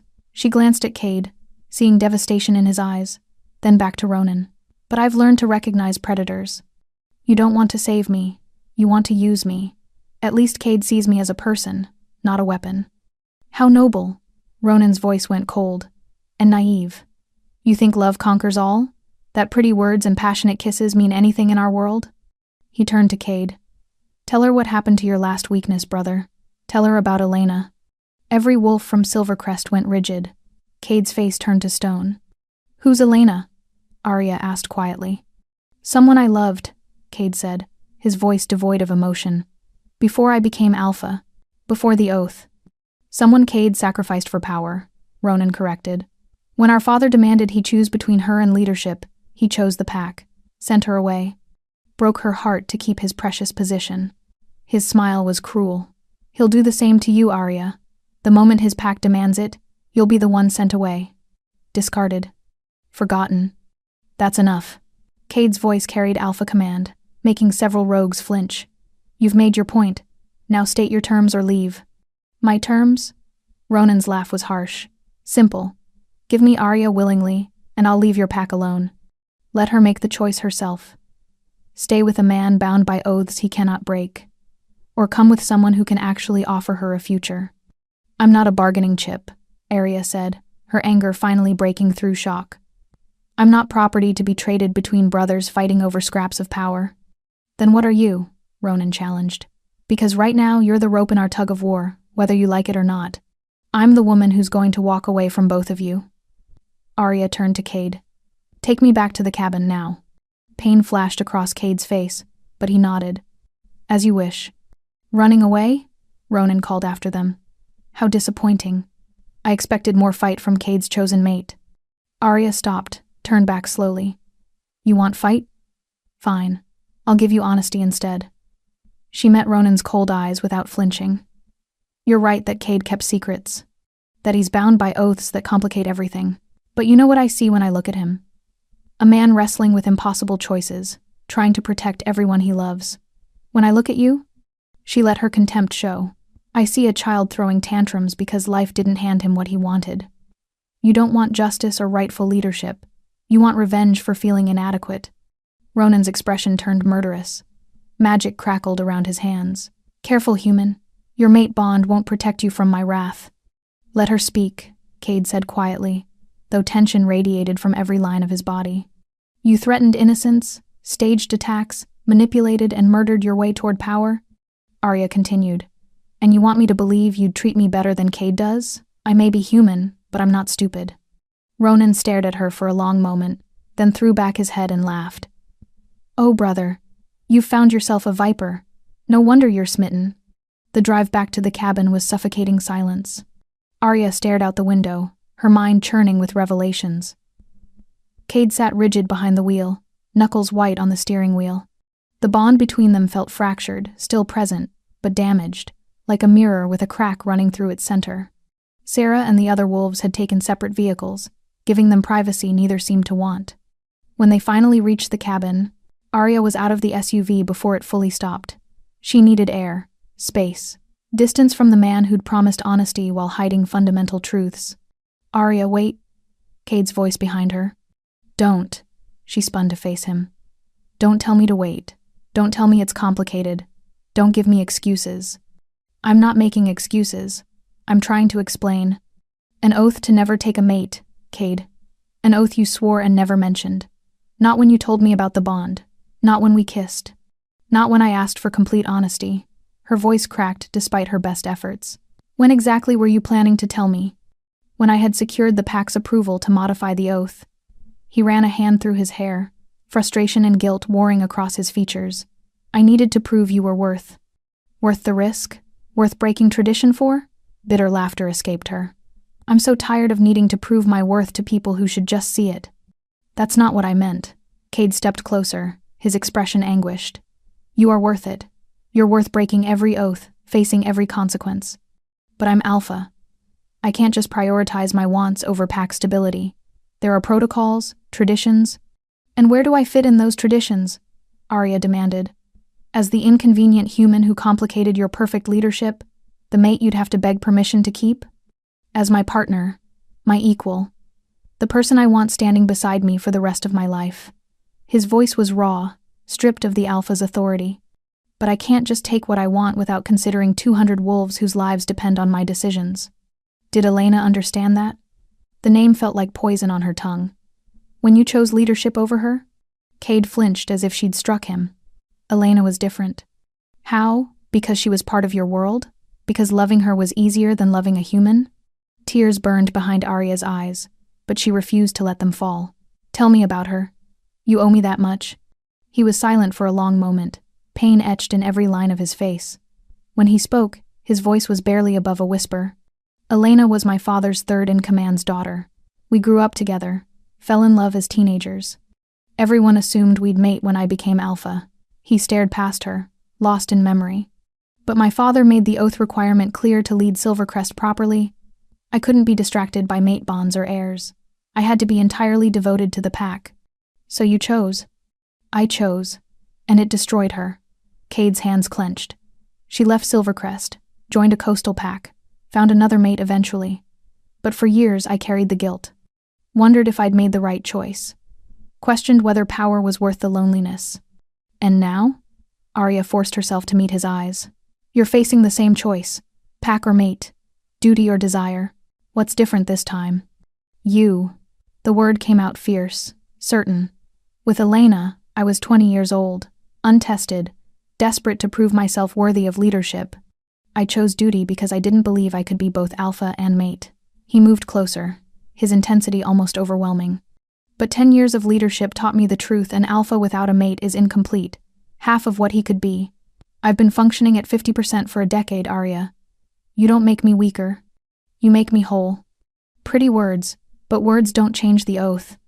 No, action does. Cade's jaw set with determination. Tomorrow I'm calling a pack assembly. I'm formally requesting to modify the oath. And if they refuse, I'll abdicate. Shock stole her breath. What? You heard me. I'll step down as alpha, pass leadership to Sarah, and walk away from Silvercrest if that's what it takes to keep you. His amber eyes burned with conviction. I chose wrong once. I won't make that mistake again. You can't. The pack needs you. Ronan would attack. Sarah is strong enough to lead, and I'd still fight for Silvercrest, just not as alpha. He cupped her face, his touch gentle despite the steel in his voice. "I've spent 10 years putting everyone else first. For once, I'm choosing what I want. I'm choosing you." Arya's world tilted. This powerful alpha, offering to sacrifice everything he'd built, everyone he'd protected, for her. It should feel romantic. Instead, it felt terrifying. "No," she said. Confusion flickered across Cade's face. "No? I won't let you destroy yourself for me. Won't let you abandon your pack, break your oath, throw away a decade of leadership because I'm angry you kept secrets." She pulled back from his touch. "That's not love, Cade. That's martyrdom. And I don't need a martyr. I need a partner who trusts me enough to include me in impossible decisions. I do trust you. Then trust me with this. Fight for the oath modification. Yes. But don't use abdication as a threat. Don't make me responsible for tearing you away from the life you built." Her voice softened. "I've been someone's obligation before. Someone's strategic choice. I won't be your sacrifice too." Cade stared at her, something like awe breaking through his anguish. "You're telling me not to give up everything for you. I'm telling you I don't want to be the thing you regret losing everything for." Arya wrapped her arms around herself. "If your pack refuses the modification, if the oath can't be changed, then we'll figure out another path. But I won't let you self-destruct because you're trying to fix past mistakes through grand gestures. What do you want from me?" The question came out desperate, lost. "The truth, all of it. Every complication, every oath, every consequence." She met his eyes. "And then time to process. Time to decide if I can live in a world where pack law might always come before what we want. And if you decide you can't?" Pain lanced through her chest at the thought. The bond recoiled, protesting the mere suggestion of separation, but Arya forced herself to answer honestly. "Then we'll deal with that when we come to it, together, as partners who respect each other enough to make hard choices without deception." Cade closed his eyes, and she felt his struggle through the bond alpha responsibility warring with mate devotion, duty battling desire. When he opened them again, they held resignation and respect in equal measure. "You're right. About all of it." He stepped back, giving her the space she'd requested. "I kept the oath secret because I was afraid. Afraid you'd run if you knew how complicated this would be. Afraid I'd lose you before I had the chance to prove you were worth every complication." "Fear makes us liars," Arya said quietly. "My mother told me that. Said the bravest thing we can do is tell the truth, even when it costs us." Wise woman. She was. Arya's throat tightened. She also said love without trust is just need dressed in pretty words. "I need to know you'll trust me with the hard truths, Cade. Not just the easy ones." "I will. Starting now." He gestured toward the cabin. "Come inside. I'll tell you everything. Every oath, every obligation, every complication that comes with bonding to an alpha. And then you can decide if it's worth it." Arya nodded, following him inside. They settled on the couch, not touching, but close enough that the bond hummed between them like a struck tuning fork. And as dawn broke over the forest, Cade told her everything: the weight of leadership, the politics of pack law, the challenges ahead if they chose to complete the bond, the dangers, the sacrifices. He laid his world bare before her, holding nothing back. And Arya listened, finally seeing the full picture, instead of just the beautiful parts he'd shown her. The Silvercrest compound sprawled across 10 acres of protected forest cabins, training grounds, a central lodge where the pack gathered for ceremonies and assemblies. Arya stood at the lodge's entrance, nerves coiling tight in her stomach. Inside, 200 wolves waited to judge whether she was worthy of their alpha, whether their leader should be allowed to break centuries of tradition for a human he'd known less than a week. "You don't have to do this," Cade said beside her. "I can speak for both of us." "No." Arya straightened her spine. "If they're deciding my fate, they deserve to see who they're deciding about. I won't hide." Pride flashed across his face. "Then we go in together." The lodge fell silent when they entered. Hundreds of eyes tracked their movement, some curious, some hostile, others carefully neutral. Arya felt the weight of their assessment, their doubt, their fear that she would weaken the alpha they depended on. Sarah stood near the front, offering a subtle nod of encouragement. Other faces were less welcoming. Cade led her to the center of the room, where a raised platform served as the alpha's seat during formal gatherings. He didn't take it. Instead, he stood level with his pack, one hand finding Arya's in a gesture of solidarity. "I've called this assembly for a single purpose: Cade's voice carried authority that silenced even the whispered conversations. To request modification of my leadership oath. To be permitted to take a mate and complete the bond fate has offered me. Murmurs rippled through the crowd. An elder stepped forward, gray-haired, weathered, with eyes that had seen decades of pack history. Alpha Cade. The elder's voice was measured, formal. You swore before this pack to dedicate yourself entirely to Silvercrest. To forego personal bonds for the good of all. Why should we release you from that oath now? Because I was wrong when I made it, Elder Marcus. Cade's honesty rang through the lodge. I believed leadership required sacrificing everything personal. 10 years have taught me differently. An alpha without a mate is incomplete, functioning on instinct and duty alone, without the balance a bond provides. I've served this pack with everything I have, but I could serve better, stronger, with my mate beside me. And if the bond distracts you? Another voice called from the crowd. If protecting her compromises protecting us? Then I would deserve to lose your trust. Cade answered. But my mate won't be my weakness. She'll be my strength. Proof that caring for one person doesn't diminish my capacity to care for all of you. She's human, someone else shouted. She doesn't understand our ways, doesn't belong in our world. She's learning. Cade's hand tightened on Arya's. And she faced Ronan yesterday with more courage than wolves twice her size. She spoke truth to power when others would have cowered. That's the woman you're judging. Not her species, but her character. Let her speak for herself, Elder Marcus said, his gaze shifting to Arya. Tell us, human. Why should we accept you as our alpha's mate? Every eye fixed on her. Arya felt her pulse hammer, felt the obsidian pendant warm against her chest, felt Cade's concern bleeding through the bond. She stepped forward, releasing his hand.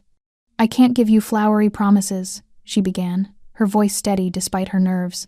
I can't claim I understand your world completely or that I'll never make mistakes. I'm human. I'm learning. And yes, I'm terrified standing here asking for acceptance from people who have every right to doubt me. Some expressions softened. Others remained skeptical. But I can tell you this, Arya continued. Your alpha saved my life. Not because he had to, but because protecting others is fundamentally who he is. In the days since, he's been honest about the dangers, patient with my questions, and vulnerable in ways I suspect most of you have never seen. He's shown me an alpha who carries the weight of 200 lives, and does it without complaint, without asking for recognition or gratitude. She paused, meeting eyes throughout the crowd. You're asking if I'm worthy of him. I'd argue the real question is whether any of us, myself included, are worthy of the sacrifices he makes daily. But he's chosen me, not as a distraction or weakness, but as a partner who sees both his strength and his exhaustion, who understands that leadership is lonely and wants to share that burden. Her voice grew stronger. I may not be a wolf, but I know what it means to be loyal, to protect the people you love, to stand when it would be easier to run. If you give me the chance, I'll prove I can stand beside your alpha without diminishing him. Silence stretched after her words. Then Elder Marcus stepped closer, studying her with ancient, knowing eyes. You love him, the elder said, not a question. I'm beginning to, Arya admitted. The bond makes it complicated, hard to know where supernatural connection ends and genuine feeling begins. But yes, what I feel for Cade goes beyond fate. He's earned it.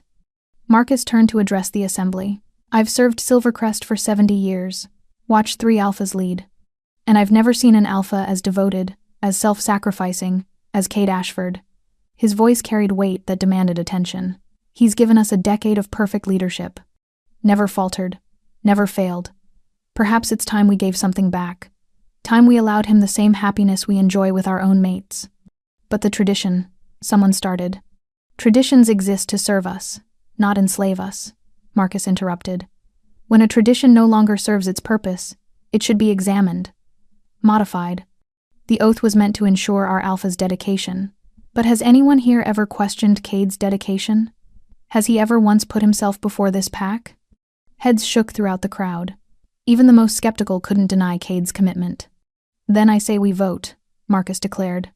All in favor of modifying Alpha Cade's oath to permit mate bonding, make yourselves known.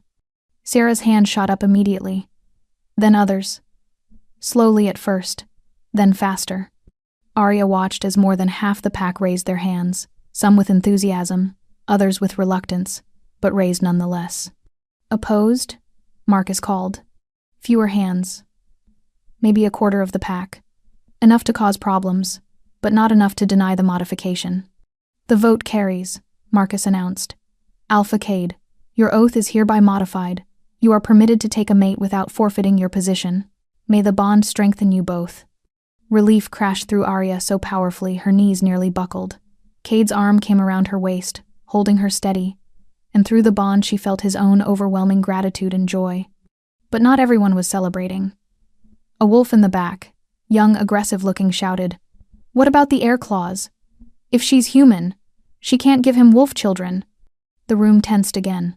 Arya felt Kade go rigid beside her. "The air clause," Marcus said carefully, "states that any children born to the Alpha must be capable of inheriting leadership. If they cannot shift, they cannot lead." He looked at Cade. "This is a legitimate concern." "Then I'll address it clearly," Cade said, his voice ringing with alpha command. "If Arya chooses to complete the bond and becomes my mate, she'll have the option to undergo the turning ritual, to become one of us. Any children we have would be full wolf, capable of inheriting leadership. The turning ritual has a 30% survival rate for humans," someone pointed out. "I'm aware of the risks," Arya said before Cade could respond. "And when the time comes, I'll make that choice myself. But that's a bridge we'll cross later. For now, I'm asking only for the chance to be part of this pack, to earn your trust over time." Marcus nodded slowly. "A fair answer. The heir question can be revisited when relevant." He turned to the assembly. "Are there other objections?" Silence. Grudging acceptance settled over the crowd like morning fog. "Then it's decided," Marcus declared. "Arya Thorne is accepted into Silvercrest as Alpha Cade's acknowledged mate bond. The formal claiming ceremony will occur when both parties are ready. Until then, she's under pack protection. Anyone who threatens her answers to the Alpha himself." The formal pronouncement carried the weight of pack law. Binding. Unbreakable. Cade pulled Arya close, his forehead pressed to hers. "You did it," he whispered. "You won them over." "We did it," she corrected. "Together." 3 days after the assembly, Ronan struck. Arya woke to chaos, alarms blaring through the compound, wolves shifting and running toward the perimeter. Cade already dressed and armed before she'd fully opened her eyes. "Stay inside," he commanded, checking his weapons with practiced efficiency. "Sarah's posted guards at every entrance. Don't open the door for anyone but me." "What's happening?" "Rogues. Full assault on the eastern border." His jaw was granite. "Ronan's making his move now that the pack has accepted you. He knows time isn't on his side." Fear iced through her veins. "How many?" 20. Maybe more." Cade crossed to her, cupping her face with hands that trembled slightly. "I have to go. I have to protect." "I know." Arya covered his hands with hers. "Go, lead, I'll be safe." He kissed her fierce and desperate. A kiss that tasted like goodbye then was gone, leaving only the fading warmth of his presence and the bond stretched tight between them. Arya paced the cabin, feeling every surge of adrenaline, every spike of aggression through their connection. The battle was distant but immediate, painted in sensation rather than sight. Cade's determination, his strategic mind calculating angles and weaknesses, the primal satisfaction when he landed a kill. Hours crawled past. The bond fluctuated strong, then weak, then blazing bright with pain that made her gasp. He was hurt. Arya grabbed her phone, calling Sarah. It went to voicemail. She tried again. Nothing. The bond pulsed with agony, and Arya made a decision that was probably stupid but felt necessary. She grabbed the silver knife Cade had given her during training, pocketed her phone, and slipped out the back door past distracted guards focused on the main assault. The forest was eerily quiet. Too quiet. Every shadow seemed to hide threats. She followed the bond like a compass, letting it guide her toward Cade's presence, toward the pain radiating through their connection with increasing intensity. 20 minutes into the woods, she found him.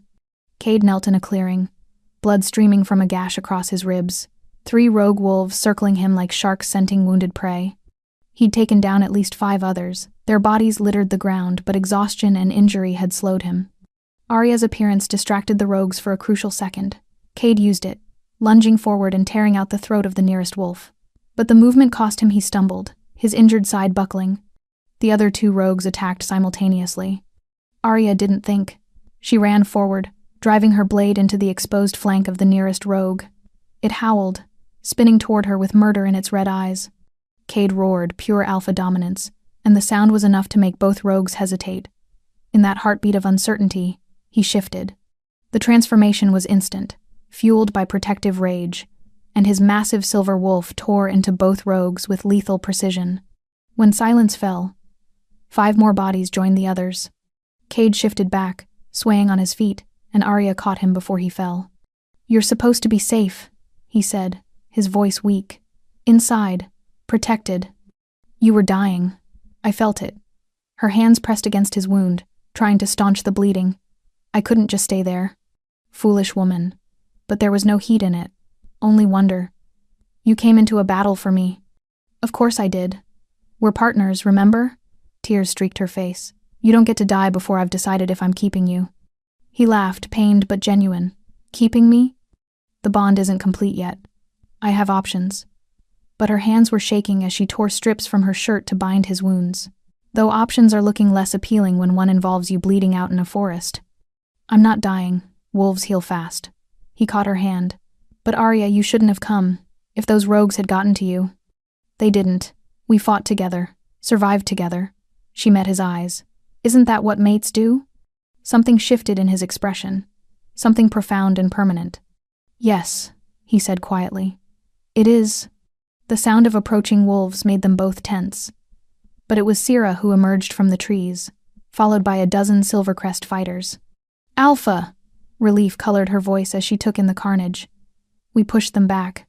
Ronan retreated once he realized. She stopped, seeing Arya covered in blood, her makeshift bandages on Cade's ribs. "What happened?" "My mate saved my life," Cade said, pride evident despite his exhaustion. "Drove a blade into a rogue and gave me the opening I needed." Sira's expression was unreadable. Then she inclined her head to Arya, a gesture of respect. "Well fought." "I didn't think, just acted." Arya's adrenaline was fading, leaving her shaky and cold. "Is everyone else okay?" "Casualties on both sides. Nothing fatal for us, but several injured." Sarah moved to help Cade stand. "We need to get the Alpha to the infirmary. And you, human, need to explain how you got past my guards." "I'll take full responsibility," Arya said. "Punish me later. Help him now."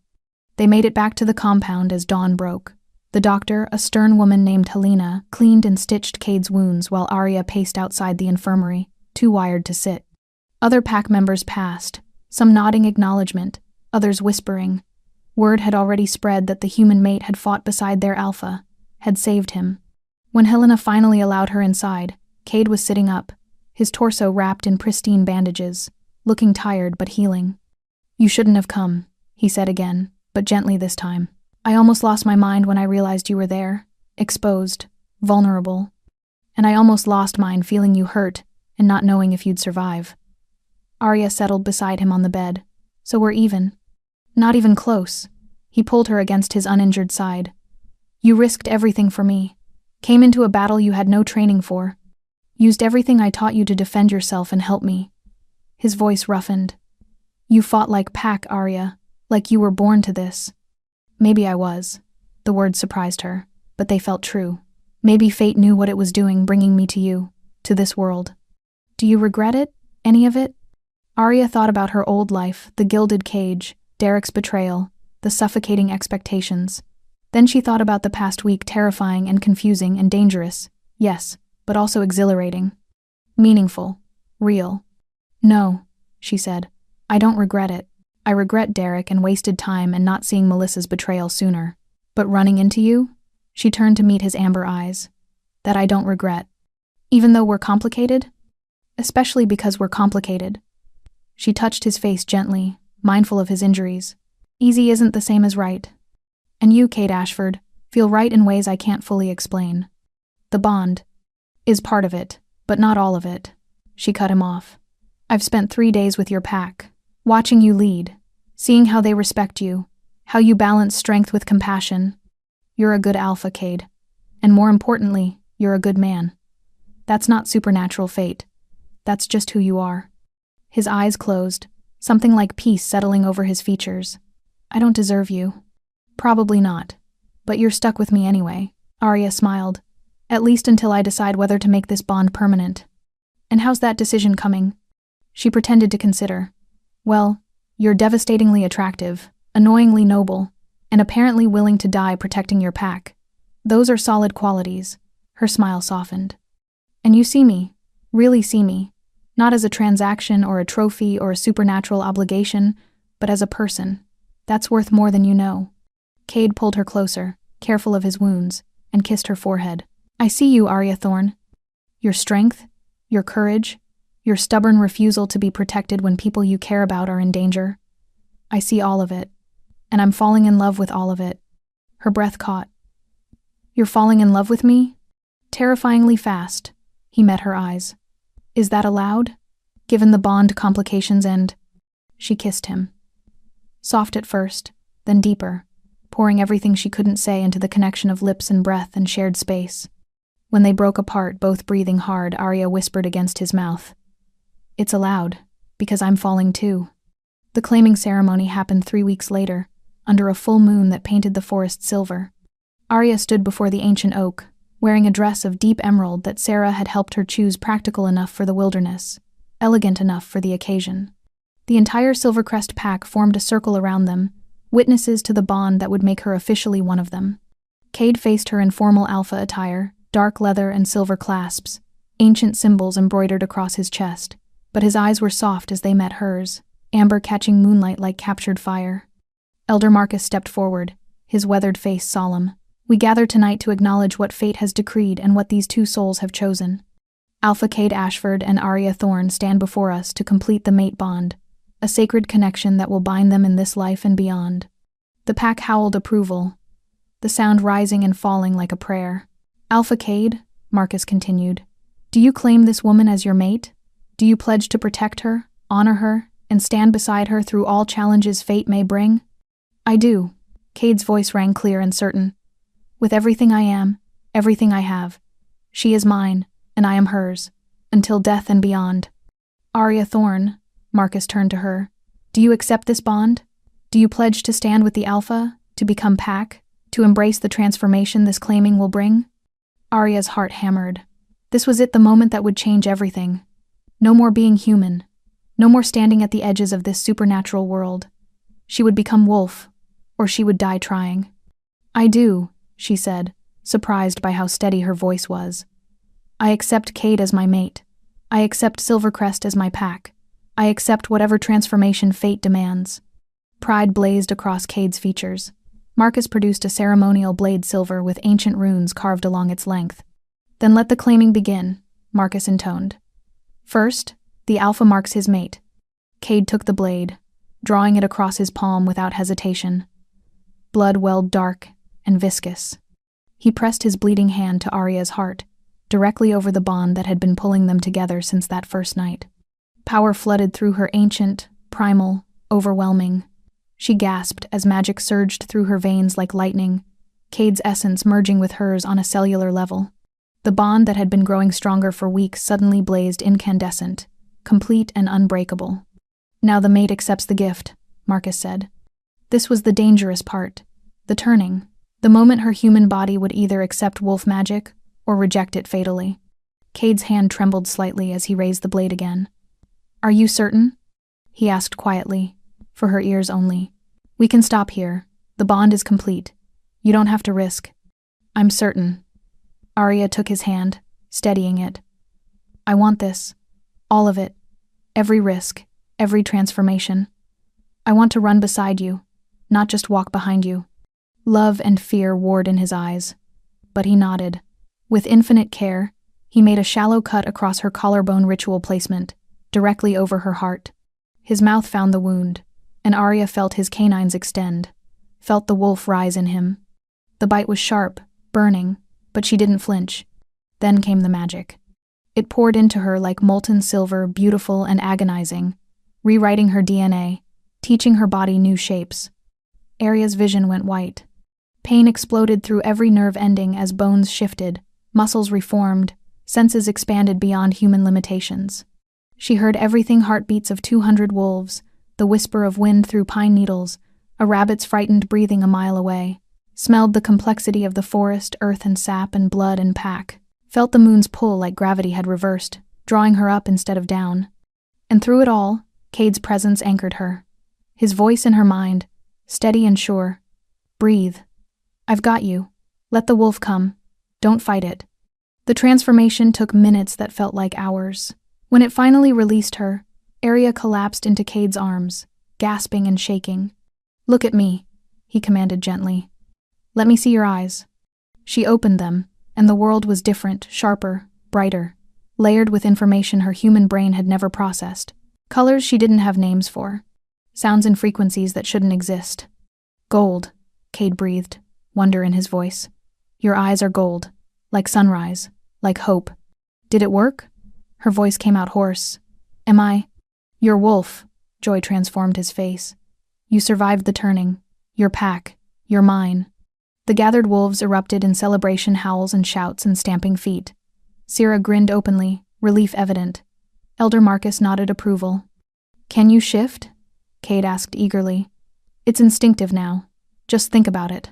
Let the wolf rise. Arya closed her eyes, searching for the new presence she felt coiled inside her. The wolf was there, patient, powerful, waiting for permission. She reached for it, and the transformation came. It hurt less than the turning had. Her body remembered the shape now, folded into it like slipping into warm water. When she opened her eyes again, she was low to the ground, the world painted in new dimensions of scent and sensation. Cade shifted beside her, his massive silver wolf towering over her smaller golden form. Through the bond, she felt his overwhelming pride and love. Beautiful. His voice resonated in her mind, clear and intimate. You're absolutely beautiful. Is this real? She thought back, marveling at the telepathic connection. Can you actually hear me? As clearly as if you spoke aloud. This is the true mate. Bond minds connected, souls intertwined. His wolf touched his nose to hers, the gesture tender despite their predatory forms. Welcome home, Arya. Home. The word settled into her bones like truth. She'd spent 26 years feeling displaced, never quite fitting in her father's world, never quite belonging in Derek's plans. But here, with paws in dark earth and pack scent surrounding her, she finally felt like she'd found where she was meant to be. The pack shifted as one, and suddenly they were surrounded by wolves, silver and gray, and black and brown. All sizes, all ages.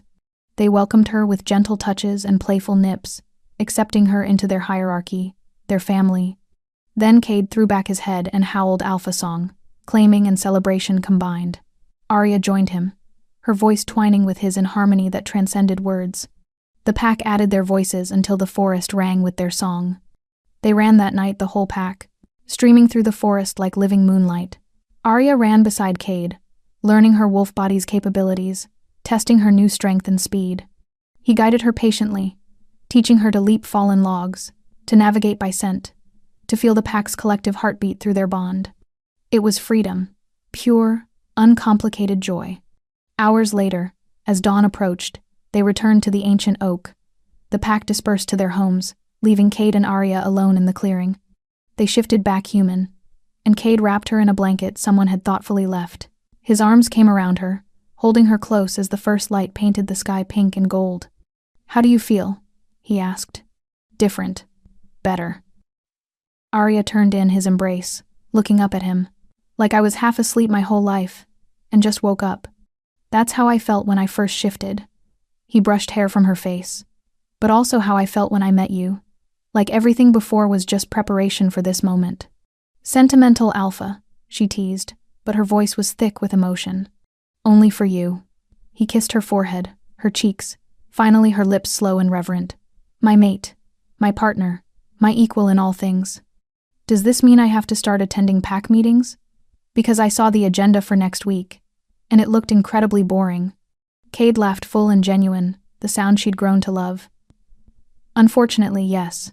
Being Alpha's mate comes with responsibilities, including tedious meetings about territorial boundaries and hunting rights. The sacrifices I make for love. Arya sighed dramatically. Then, more seriously, what about Ronan? He's still out there. Still a threat. He is, Cade's expression sobered. But you're pack now, protected by every wolf in Silvercrest. And with the bond complete, we're stronger together than he can match alone. He'll have to rethink his strategy. Good. Arya's voice carried steel she hadn't known she possessed. Let him think. Let him realize he's already lost. Because I'm not going anywhere, and neither are you. No, Kate agreed, pulling her closer. We're not going anywhere. We're exactly where we're meant to be. They stood there as dawn broke fully, bathing the forest in gold light. Arya felt the pack through their connections, threads of awareness linking her to every wolf in Silvercrest. Felt Cade's solid presence at her center, anchor and home. She thought about the wedding dress that still hung in her old apartment, about Derek and Melissa and the life she'd left behind. It all felt impossibly distant now, like a story that had happened to someone else. Maybe it had. That Arya had been trapped, half alive, going through motions. This Arya wolf and maiden pack was fully awake, fully present, finally completely herself. I love you, she said, simple and true. My impossible alpha, my fate, my choice. Cade's smile was radiant. I love you, Arya Ashford. Ashford? She raised an eyebrow. Presumptuous, aren't you? You're wearing my mark, your pack, your mate bonded. He grinned wickedly. The name is just acknowledgement of facts already in evidence. I suppose I can accept that, Arya pretended to consider. Though I'm keeping my name too. Arya Thorne Ashford. Both parts of who I am. Perfect. He kissed her again, deeper this time, and through the bond she felt his absolute contentment, his certainty that they would face whatever came next together. The sun climbed higher, warming the clearing. In the distance, the pack began their day. Somewhere in the forest, threats still lurked. Life would bring challenges, conflicts, complications. But here, now, Arya had everything that mattered. A partner who saw her completely, a pack that had accepted her, a purpose that fulfilled her, and a love that had started with fate but continued through choice, the most powerful magic of all. She'd run from one life straight into another, and this time, she was exactly where she belonged. Home,